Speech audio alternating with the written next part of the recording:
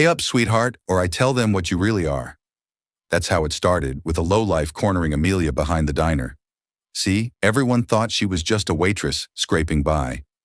What they didn't know was the tarnished silver locket tucked under her uniform held a secret worth billions. A secret that had just walked into the greasy spoon, reeking of old money and older grief. Elena Vance, the titan, cornered, vulnerable. What Amelia hadn't expected was the old woman's strange reaction, the tears, the near collapse, and that necklace. It was like seeing a ghost for the both of them. They have no idea how her quiet kindness will change everything. This isn't just a story about wealth and poverty. It's a story about a secret buried for 30 years, a devastating betrayal, and a single piece of jewelry that holds the power to reunite a family or tear it apart forever. Stay with us as we unravel the incredible true life story of Elena Vance and the waitress who unknowingly held the key to her heart. Elena Vance was a creature of habit and precision.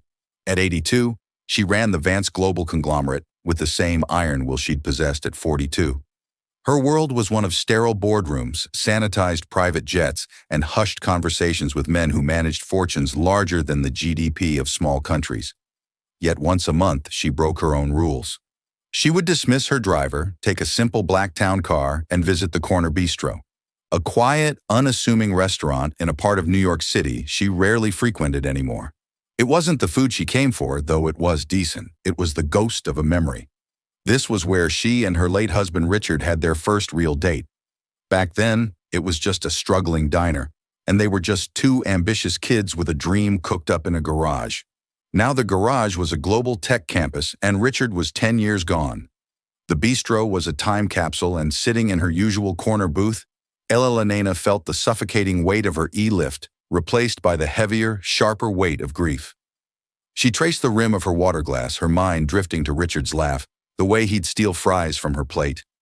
"More water, ma'am." Eleanor looked up, pulled from her reverie. A young woman, likely in her late 20s, stood by the table with a picture. She had a kind, tired face, her brown hair pulled back in a simple ponytail that had started to fray around the edges. Her uniform was clean but worn. Elena noted the slight tremor in her hand, the sign of a double shift, the exhaustion that clung to those who worked for a living, not for a legacy. "Yes, thank you, Elena," said her voice softer than her board members ever heard it. As the waitress leaned forward to pour the water, the lamplight from the fixture above caught something on her chest, a glint of silver. It was a necklace, long and delicate, tucked partially into the collar of her uniform. From the chain hung a small, uniquely shaped charm. It was a star, a locket fashioned into a five-pointed Polaris. Elena's breath hitched. Her manicured hand, adorned with a formidable diamond ring, flew to her own throat, where nothing lay but the crepey skin of old age. It couldn't be. It was impossible. There was only one of those in the world. Richard had designed it himself, had it custom-made by a master silversmith in Italy for their 10th anniversary. The necklace. Elena stammered, her voice a raw whisper. The world around her seemed to warp and fade. The clatter of cutlery, the murmur of other diners, it all dissolved into a low hum. The waitress straightened up, a look of polite confusion on her face. She touched the star locket instinctively. "Oh, I'm sorry. Is it unprofessional? I can tuck it in?" "No," Eleanor said, her voice cracking. Her eyes, usually sharp and analytical, were suddenly clouded with a storm of emotion. She leaned forward, her gaze fixed on the piece of jewelry. She could see the faint, familiar scratches on its surface, the way the chain had worn thin near the clasp. "Where did you get that?" The question was not a polite inquiry. It was a demand, raw and desperate, stripped of all her usual composure. The waitress, whose name tag read Amelia, looked taken back, even a little frightened by the sudden intensity of the old woman. It was my mother's," Amelia replied, her hand still protectively covering the locket. "It's been in my family a long time." "Your mother?" Eleanor's mind was a whirlwind. Isabella, her daughter, her beautiful, rebellious, lost daughter. The argument, the slammed door, the years of silence that followed, it all came crashing back. Elena pushed herself to her feet, her movements unsteady. The carefully constructed fortress of her composure, built over decades of loss and ruthless business, was crumbling. She reached a trembling hand across the table, not to touch the necklace, but as if pleading with the ghost it represented. "Please," Elena whispered, and the sound was so broken it startled them both. "I have to know, what was your mother's name?" Amelia hesitated, her brow furrowed with concern. This elegant, powerful woman was visibly falling apart in front of her. "Are you all right, Mom? Should I get you some air?" "Her name," Elena insisted, her voice rising, drawing stares from the adjacent tables. A single tear, hot and hoe-heavy, escaped her eye and traced a path through the fine lines on her cheek, then another and another. The billionaire, the titan of industry, Elena Vance, stood in the middle of a cheap bistro and began to sob a heart-wrenching, silent breakdown that shook her entire frame. All for a waitress's necklace. Amelia, stunned and overwhelmed, could only whisper the answer. Her name was Isabella. Isabella Reed. Isabella. Elena's hand flew to her mouth to stifle a cry of pure, unadulterated anguish. It was her, after 30 years of searching, of hiring private investigators, who came up with nothing of nights spent staring at an empty nursery. Here was the answer. In a bistro around the neck of a tired waitress, her granddaughter.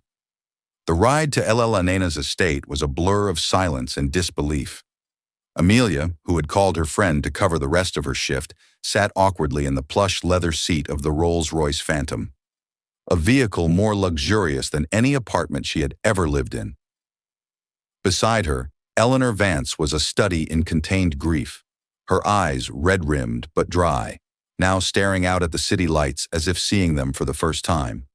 They pulled through imposing iron gates and up a long winding driveway to a sprawling stone mansion that looked more like a museum than a home.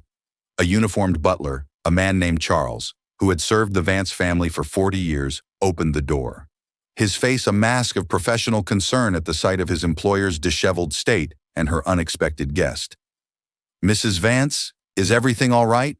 he asked, his voice a low, respectful baritone. "Everything has changed, Charles," Elena said, her voice heavy with meaning.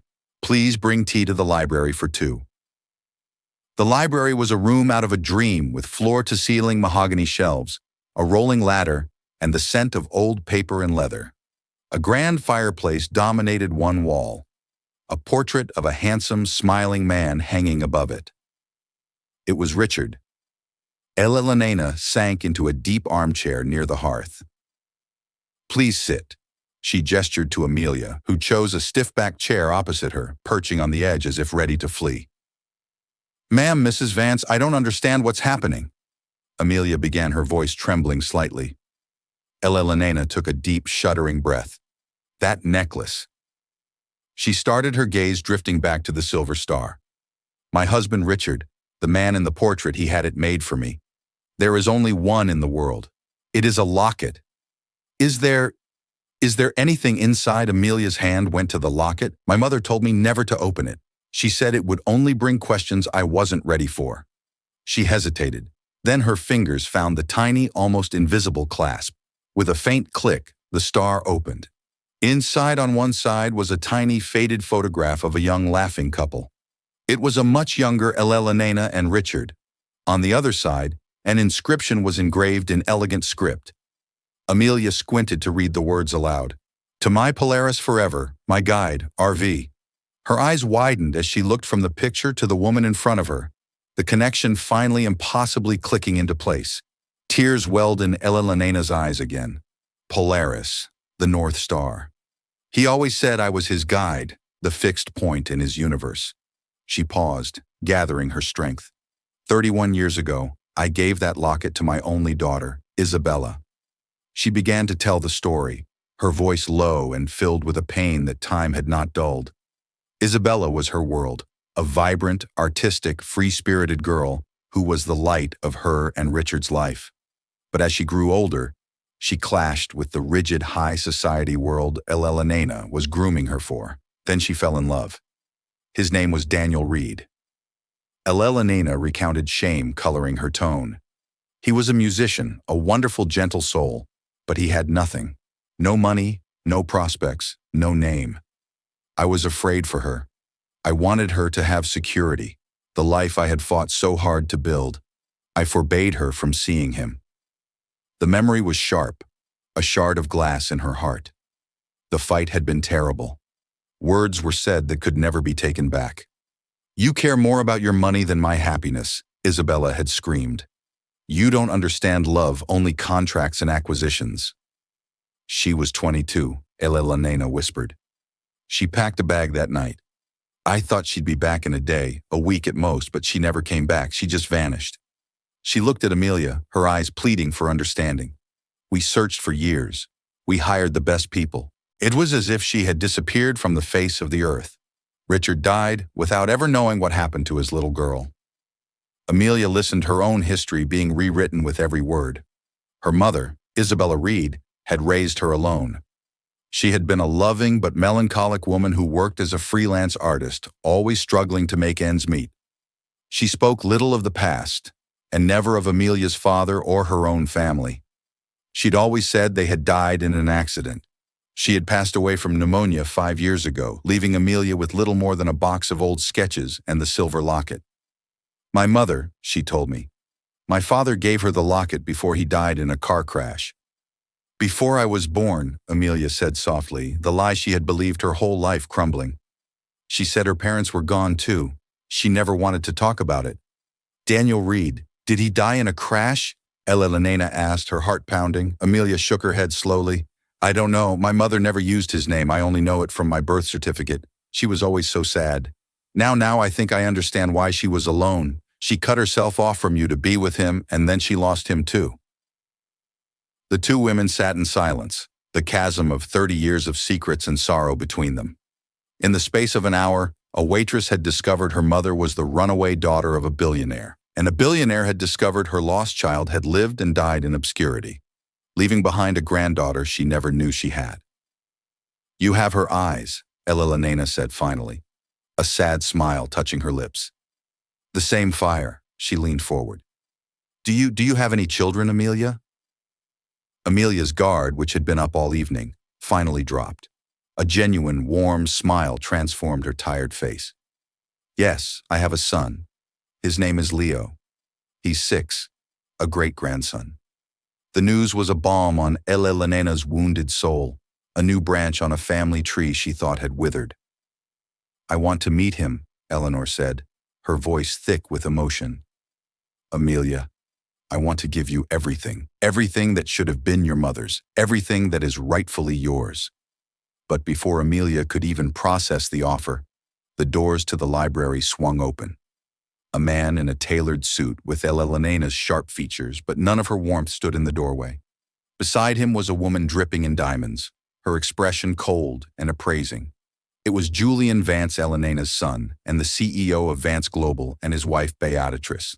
Mother Julian said, his voice clipped and laced with suspicion as he stared at the waitress sitting in his family's library. "Charles said you had a guest. Who is this?" Julian and Beatrice Vance swept into the library like a pair of circling vultures. Julian, the younger of Elena's 2 children, had inherited her ambition, but not her sentimentality. He saw the world in terms of assets and liabilities. Beatrice, his wife, was a creature of society, her value measured in couture and connections. Her smile never reached her eyes, which were constantly scanning for threats to her position. They both stopped short, their gazes falling on Amelia. They saw not a long-lost relative, but an anomaly, a disruption. They saw her worn polyester uniform, her cheap, sensible shoes, and the stunned expression on her face. Their eyes flickered to the tea service, then to Elena's tear-streaked face.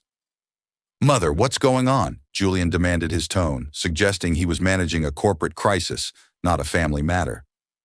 "Who is this woman?" Beatrice glided further into the room, her eyes narrowing as she took in the scene. She noticed the open locket in Amelia's hand. "My goodness, what a commotion!" "You look distressed, Elena.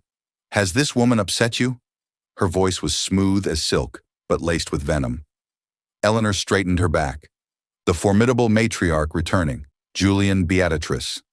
"This is Amelia Reed. She is Isabella's daughter." The statement hung in the air, heavy and explosive. Julian's face went from suspicion to disbelief, then settled into a hard, cynical mask. Beatrice let out a short, incredulous laugh. "Isabella's daughter, mother. You can't be serious," Julian scoffed. Isabella has been gone for 30 years. This is absurd. Is this some kind of joke? It is not a joke, Elena said, her voice dangerously quiet. She is wearing the Polaris locket, the one Richard gave me, and I gave to Isabella. Beatrice stepped closer, peering at the necklace with a dismissive air. A piece of jewelry, Elena, darling, that's hardly proof. Trinkets can be stolen, found copied. This woman is clearly an opportunist. She probably heard some story and cooked up this little performance to get her hands on your money. Amelia, who had been frozen in her chair, found her voice. She stood up, her chin held high, the shock giving way to a spark of indignation. I didn't ask for any of this. I was working. Your mother is the one who silenced, Julian snapped, cutting her off with a wave of his hand as if dismissing a servant. He turned back to Elena. Mother, think about this rationally. You're emotional.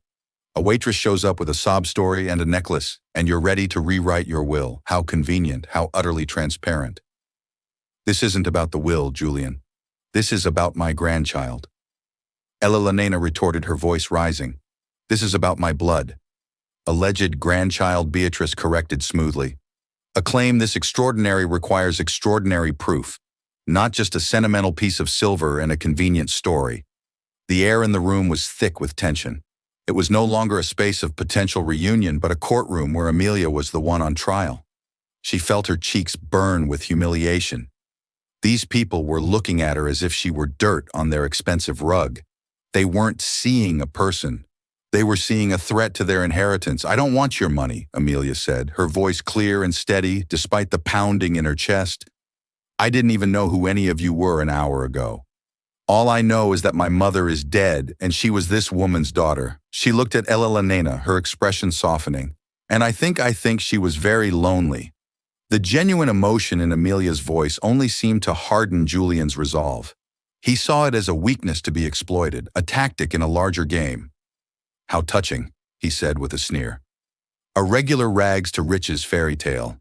Well, in the real world, we don't rely on fairy tales. We rely on facts, on evidence. He looked from Amelia to his mother, his eyes cold and calculating. There's only one way to settle this. A DNA test. Beatrice nodded in vigorous agreement. Precisely. A clinical, scientific, undeniable DNA test. We'll have our family lawyers arrange everything. We'll use the most reputable lab, no room for error or fraud. The word fraud was directed at Amelia like a poisoned dart. She flinched. The evening had spiraled from bewildering to terrifying. She had a son, Leo, to protect. The last thing she wanted was to drag him into this toxic world of wealth and suspicion. Elena looked at Amelia, her expression a mixture of apology and determination. They are right, Amelia, not because I doubt you in my heart. I know who you are, but to silence everyone else. To make it official, undeniable for your sake and for your son's. Amelia felt trapped. To refuse the test would make her look guilty, like the gold digger they accused her of being. To agree meant stepping further into this nest of vipers. She thought of her tiny rented apartment, her mountain of bills, the constant worry that kept her awake at night. Then she thought of her son Leo and the opportunities a life like this could offer him. Good schools, health care, a future without struggle. But at what cost? Taking a deep breath, she met Julian's icy stare. Fine, she said, her voice firm. Do it. Do the test. You'll see. I'm not lying. Julian gave a curt, satisfied nod. Excellent. Our lawyer, Mr. Abernathy, will be in touch to collect your sample tomorrow. He then turned to his mother. Until we have the results, I forbid you from giving this woman a single dollar. For all we know, this is an elaborate scam, and she could disappear the moment she gets paid. She will be staying here in this house. As my guest, Elena declared, her authority ringing through the room. A look of fury flashed across Julian's face before he masked it. As you wish, mother, but don't say we didn't warn you. With a final, withering look at Amelia, Julian and Beatrice turned and left the library, their victory hanging in the air. The warmth that had briefly filled the room was gone, replaced by the chilling reality of what lay ahead. Amelia wasn't just discovering a family, she was entering a war. The next few days were a surreal limbo. Amelia and her son Leo moved into a guest suite at the Vance mansion that was larger and more opulent than any home they had ever known. 6-year-old Leo was in heaven, convinced he had moved into a castle. He ran through the manicured gardens, marveled at the indoor swimming pool, and befriended the stern-faced butler Charles, who found himself cracking a smile for the first time in years. For Amelia, however, the mansion felt like a gilded cage. She was a guest, but also a specimen under a microscope. The household staff treated her with a mixture of curiosity and formal distance, clearly taking their cues from Julian and Beatrice, who made their disdain known at every opportunity. Elena, on the other hand, tried her best to bridge the 30-year gap. She showered Leo with affection and gifts he was too young to understand the value of. She spent hours with Amelia, showing her old photo albums, sharing stories of Isabella's childhood, trying to piece together the life her daughter had lived. For the first time in a decade, a genuine light returned to Elena's eyes. She was rediscovering a part of herself she thought was dead and buried. "Your mother loved to paint," Elena said one afternoon, her gloved finger tracing over a photograph of a teenage Isabella with paint smudged on her cheek. She could find beauty anywhere, in a wilting flower, a crack in the pavement. Her voice trailed off, filled with regret. "I tried to push her towards a more practical path. Business, law. I didn't understand that her art was her soul. I smothered the very thing that made her special." Amelia listened, absorbing these new facets of her mother. She saw the pain and guilt that haunted Elena, and her heart went out to the old woman. A fragile bond began to form between them, woven from shared grief and tentative hope. But Julian and Beatrice were not idle. They viewed this budding relationship as a catastrophic threat to their dominion. Their inheritance, their status, their power. It was all at risk. "She's manipulating her." "You see it, don't you?" Beatrice hissed at Julian one evening in their own wing of the mansion, playing the part of the meek, grateful orphan. "And your mother, adulterated by grief and age, is falling for it, hook, line, and sinker." "The DNA results will take another week," Julian said, pacing his study. "We can't just wait. We need to discredit her. We need leverage. Something to prove she's not the saint she appears to be." Beatrix's eyes gleamed with a cruel intelligence. "Everyone has secrets, darling, especially people who have had to struggle. They get desperate. They make mistakes." She picked up her phone. "I know a man, a private investigator, Robert Sterling. He's discreet and he's very, very good at finding dirt. Let's see what skeletons this little waitress has in her closet." Robert Sterling was a man who operated in the city's shadows. Within 2 days, he began digging into Amelia Reed's life. It was a disappointingly clean record.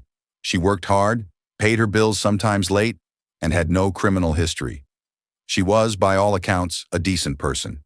But Sterling was paid to find something, and if he couldn't find it, he was adept at creating it. He discovered that 2 years prior, Amelia had been in a minor car accident. The other driver, a man named Marcus Thorne, had been aggressive and claimed she was at fault. The insurance handled it, but not before Thorne had made a scene. Sterling saw an opening. He contacted Marcus Thorne, a man with a gambling problem and a perpetually empty wallet. For a few thousand in cash, Thorne was more than happy to change his story. He would now claim that Amelia had tried to bribe him at the scene, offering him cash to not call the police because she'd been drinking. It was a lie, but it was a believable one. Beatrice was delighted. It wasn't a felony, but it was enough. It painted a picture of a deceitful, manipulative person. It was a seed of doubt they could plant in Elena's mind at the perfect moment. Meanwhile, Amelia remained oblivious to the plot against her. Her biggest struggle was with her own identity. One day she was a waitress, the next the potential heirs to a billion-dollar fortune. The whiplash was severe. One afternoon, Mr. Abnethy, the family lawyer, a kind, elderly man with gentle eyes, requested a meeting with her. "Mrs. Vance has instructed me to begin the process of recognizing you as her legal heir, pending the DNA results," he explained calmly. "This involves setting up trusts, understanding tax implications. It's a significant undertaking." Amelia felt a wave of nausea. Trusts. Taxes. "Mr. Abernathy, I still don't know how to use the coffee machine in the kitchen. It all feels wrong, like I'm an imposter." "You are not an imposter, my dear," he said gently. "You are family. But be warned, with a family like the Vances, that title comes with as much conflict as it does comfort. Julian and Beatrice will not accept you easily." His words were prophetic.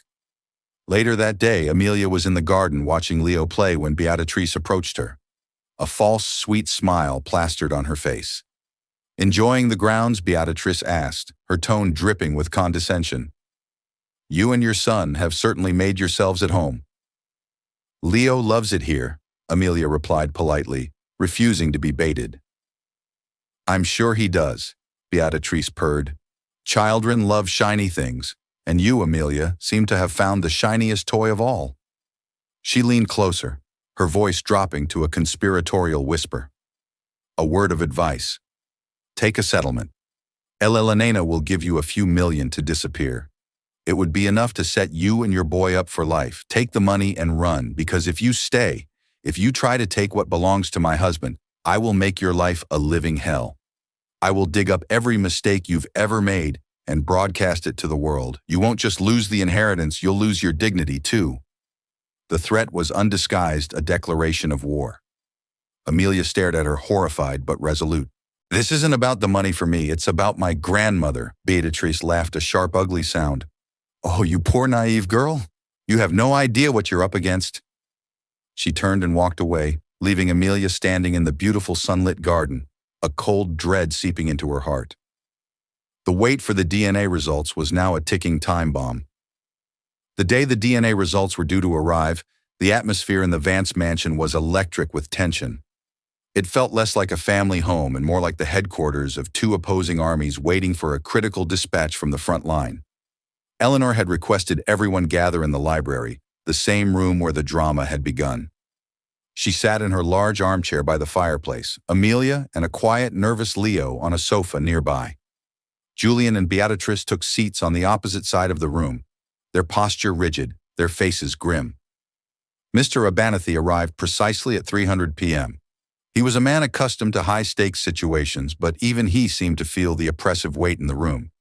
He carried a single-sealed manila envelope. "Good afternoon," he said, his voice a calm anchor in the stormy silence. "I have the results from the lab." All eyes locked on the envelope.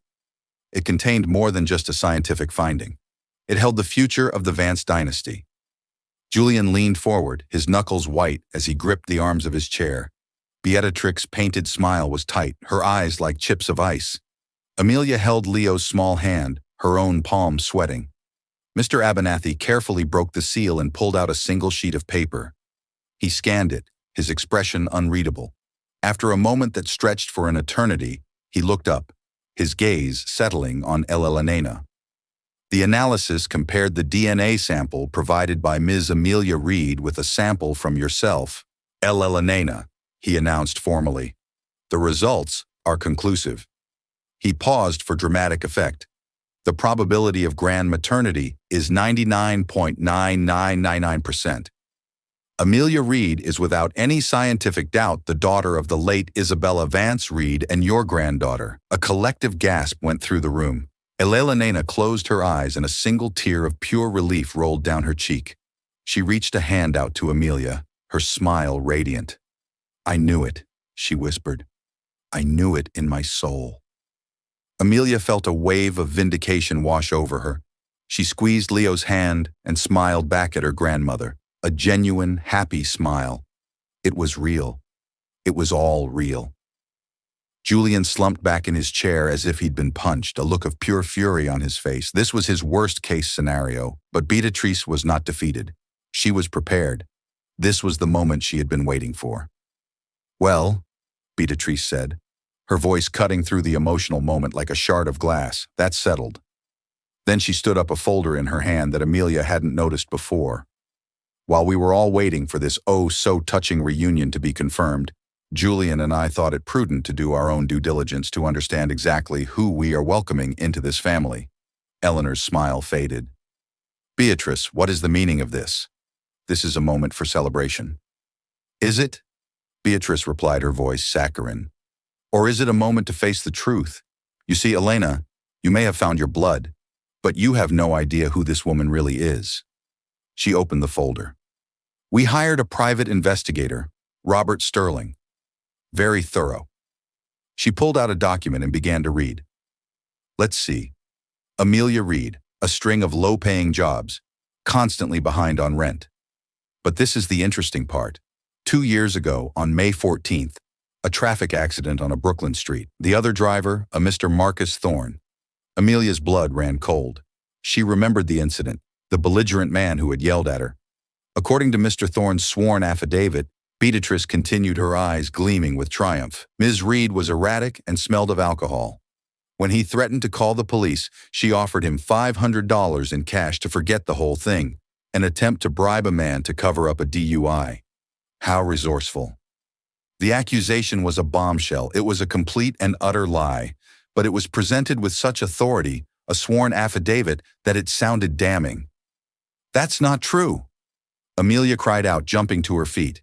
"He's lying. The man was a maniac. He screamed at me, but I was not drinking. I never offered him money." "Of course you'd say that," Julian chimed in, rising to stand with his wife. "You're a born liar. Your whole life has been a struggle, scourging for money. The opportunity arises. You try to lie and cheat your way out of trouble. It's in your character." Ella Nena looked from Julian and Beatrice's smug faces to Amelia's panicked one. A flicker of doubt, a tiny poisonous seed was planted. She had been so blinded by hope, so desperate to believe in this fairy tale. Had she been naive? She thought of her own world, a world of contracts, betrayals, and ruthless ambition. People lied for far less than $1 billion inheritance. "Amelia, is there any truth to this?" Ella Lenena asked, her voice faltering. The question itself was a betrayal, and it shattered Amelia's heart. Tears sprang into Amelia's eyes, tears of hurt and fury. After everything, after the DNA test, after opening her life to this family, to have her grandmother, the one person she was beginning to trust, look at her with suspicion. It was too much. "You believe them?" she whispered, her voice choked with emotion. She looked at Elena's conflicted face and saw that the seed of doubt was already taking root. The joy of the moment was gone, poisoned by a calculated lie. Beatrice had won this round. She had successfully turned a moment of reunion into one of accusation and mistrust. Amelia shook her head, a profound sense of despair washing over her.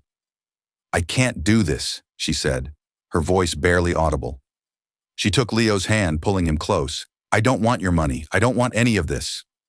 She turned and fled the library, leaving behind a stunned silence, a triumphant Beatrice, and a heartbroken old woman whose greatest hope had just been corrupted by a venomous lie. Amelia's retreat back to the guest suite was a flurry of tearful, desperate packing. She threw her and Leo's meager belongings into their old, worn duffel bags. The luxurious room, which had once felt like a dream, now felt like a prison of judgment and suspicion. Leo, confused and scared by his mother's tears, just hugged his new teddy bear, a gift from Elena, and watched in silence. "We're going home, sweetie," Amelia said, trying to keep her voice steady. "Back to our real home." Her resolve was absolute. She could endure poverty. She could endure hardship, but she would not endure being called a liar and a cheat. She would not subject her son to a family that would use him as a pawn in their cruel games. The brief moment of doubt in Elena's eyes had severed the fragile bond between them more effectively than any lie. Downstairs, the library was a war zone of words. "How could you?" Eleanor raged at Julian and Beatrice, her own heartbreak now solidifying into fury. "You took a moment of pure joy, and you deliberately, maliciously destroyed it. We revealed the truth." Julian shot back, his voice rising to match hers. "We are trying to protect you. This woman is a grifter. Her character is flawed. Can you imagine the scandal when the tabloids get a hold of this billionaire's heir and DUI bribery scandal? It would tarnish the Vance name forever." "A name you seem to care about more than your own family," Elena retorted. "More than your long-lost niece, more than my happiness. My primary duty is to this company, this legacy," Julian thundered. "Something you taught me. You can't let sentimentality cloud your judgment and put everything Richard and you built at risk for some waitress." Their argument was interrupted by a soft knock on the library door. It was Charles the butler. His face was grave. "Mrs. Vance." "I apologize for the intrusion," he said. "Ms. Reed has packed her bags. She is waiting for a taxi by the front gate." Elena's heart plummeted. She was leaving. The realization struck her with the force of a physical blow. She was about to lose her family all over again. This time because of her own hesitation, her own son's cruelty. She had to stop her. As Eleanor rushed from the room, Amelia was in her suite doing one last sweep. She opened a closet to make sure she hadn't left anything. Tucked away on the top shelf was a battered cardboard box she had brought from her apartment, the one containing her mother's few possessions. She hadn't had the heart to look through it since moving in. Now something compelled her to open it. Inside were old sketchbooks, dried paintbrushes, and a bundle of letters tied with a faded ribbon. They were addressed in her mother's elegant script to Mrs. Elena Vance, Vance Estate, New York. They had never been sent. The postmarks were all from 30 years ago. With trembling hands, Amelia untied the ribbon and began to read to the first one. "Dearest Mother, I hope this letter finds you. I've tried calling, but no one ever puts me through. I am so sorry for the things I said. I was angry and hurt, but I never stopped loving you. Daniel and I are struggling, but we are happy. I wish you could see that. I wish you could meet him. He is kind and good. Please, Mother, just talk to me." Amelia's breath caught in her throat. Her mother had tried to reconcile. She read another letter, dated a few months later. "Mother, something wonderful has happened. I'm pregnant. You're going to be a grandmother. I know you must be angry with me, but I hope the news of a grandchild will soften your heart. I want my child to know you and to know Father. Daniel is so excited. We want to come home. I've left a dozen messages with Julian's assistant. Has he not passed them on? Please call me at this number." A cold dread washed over Amelia as she read the line again. "I've left a dozen messages with Julian's assistant." She frantically tore through the other letters. They told a story of increasing desperation. Letters about Daniel getting sick with a fast-acting cancer. Letters begging for help not for herself but for him. And then the final heart-wrenching letter. "Mother, Daniel is gone. He died this morning. I am alone and I am 7 months pregnant. I have nothing. I called the main house again today, desperate to speak to you," Julian answered. "He told me you wanted nothing to do with me. He said you told him that my choices had consequences and that I was to never contact the family again. He said you had disowned me. My heart is broken, Mother, not just for losing Daniel, but for losing you too. I won't bother you again. I will raise this baby on my own. Goodbye. Your daughter, Isabella." The letter fell from Amelia's numb fingers. It wasn't just a misunderstanding. It wasn't just a fight. It was a deliberate, calculated act of sabotage. Julian had intercepted the calls. He had lied to Isabella, telling her she was disowned. He had lied to his parents, letting them believe their daughter had simply vanished without a trace. He had single-handedly destroyed his own family to secure his position as the sole heir. At that moment, Elena burst into the room, her face etched with panic. "Amelia, please don't go. We can sort this out. I was wrong to doubt you. Please." Her words died in her throat as she saw the letters scattered on the floor and the look of cold, devastating realization on Amelia's face. Amelia simply picked up the last letter and handed it to her grandmother. Eleanor's hands shook as she read her dead daughter's final words. She read about the calls about the pregnancy, about Daniel's death. But it was the part about Julian that made her world collapse. The lie. The cruel, unforgivable lie. The son she had raised, the man she had made CEO of her company, had not only allowed his sister to suffer and die alone, but had orchestrated it. He had let his parents grieve for 30 years over a loss he himself had engineered. A low, guttural sound of pure agony escaped Elena's lips. It was the sound of a mother's heart breaking for the second and final time. She looked up from the letter, her eyes no longer filled with tears, but with a fire of incandescent rage. She turned and marched out of the room, the letter clutched in her hand like a weapon. Amelia followed, knowing this was no longer about her. This was about a 30-year-old crime that was about to be brought into the light. They found Julian and Beatrice in the main hall, smugly waiting for the problem to leave. Elena strode right up to her son and without a word slapped him across the face. The sound echoed through the cavernous space. "You!" she hissed, her voice trembling with a rage so profound it was almost silent. She held up the letter. "You did this. You let her die alone. You let us think she was gone. You killed your own sister." Julian's face went white as he saw the letter. The mask of control shattered, replaced by pure cornered panic. "Mother, it wasn't like that. I was trying to protect you from her, from them. Protect me." Elena's voice rose to a terrifying roar. "You destroyed us, for money, for power. You are not my son. You are a monster." The truth was out. ugly, brutal, and undeniable. The foundation of the Vance family had cracked open, revealing the rot and betrayal that lay at its core. The aftermath of the revelation was swift and brutal. In the cold light of his treachery, Julian Vance withered. His denials were weak, his excuses pathetic.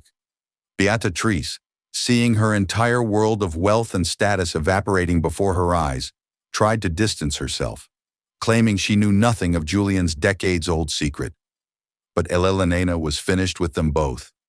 "Get out," Eleanor commanded, her voice devoid of all emotion, save for a chilling finality. "Get out of my house.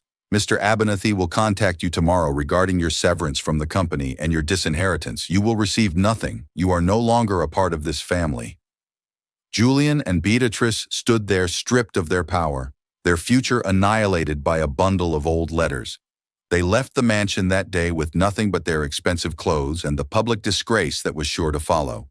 The Vance empire had a new direction, and they were not a part of it. In the quiet that followed their departure, Elena turned to Amelia. The old woman looked fragile, aged by the terrible truth. Yet there was a new clarity in her eyes. She walked over to Amelia and took both of her hands. "I am so sorry," Elena said, her voice thick with unshed tears. "I failed your mother, and I failed you by doubting you. Can you ever forgive me?" Amelia looked at the broken woman before her, the woman who was her grandmother, and saw not a billionaire or a matriarch, but just a mother who had lost her child. All the anger and hurt she had felt melted away, replaced by a deep, shared sorrow. "There is nothing to forgive," Amelia whispered, squeezing her hands. "You didn't know. We were both lied to." That moment marked the true beginning of their family. The weeks that followed were not about lawyers and trust funds, though Mr. Abernathy handled all of that quietly in the background, officially installing Amelia as the primary heir to the Vance fortune. Instead, they were about healing. Eleanor, Amelia, and Leo became a small, tight-knit unit. They spent their days not in boardrooms but in the gardens. Elena taught Leo how to play chess the same way she had taught Isabella.